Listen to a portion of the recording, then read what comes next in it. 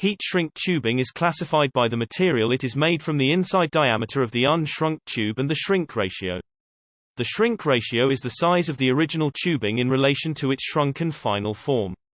The more popular ratios are 2:1. The tube will become half of its original size when heat is applied.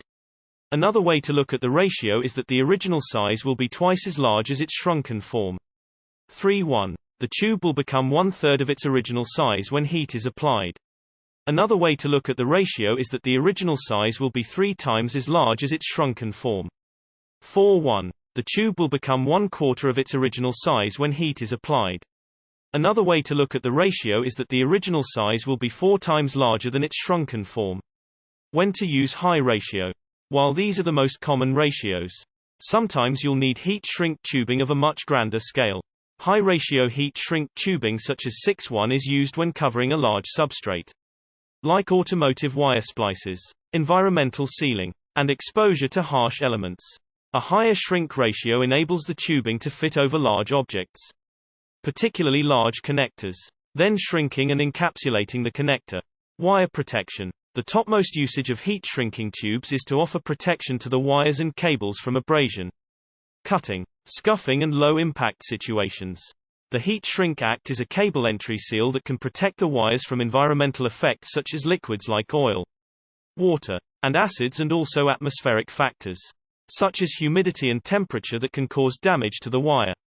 Some heat shrinks are specially designed to be used in harsh environments and operate at even at 65 degrees Celsius to plus 260 degrees Celsius, and can also act as good protection against water and moisture.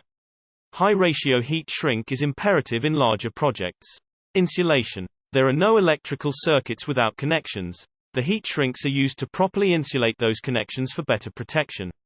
Apart from insulating connections, they are also used as an additional layer of protection to the wires, as the basic insulation is not good enough. The heat shrinks are available in various sizes for ensuring a perfect fit, and it won't come off with ages as compared with the other insulation solutions. Bundling. A huge network of wires might be frustrating to every individual who works with the electrical system. The different sizes of the heat shrink allow you to bundle a group of wires together within a single tube. This is not only an aesthetic approach but also a good wire management technique that will be more helpful during the future maintenance of the system. Deciding what ratio you should use for your heat shrink project can be a difficult task. That's why New Tech's here to help. Contact us today.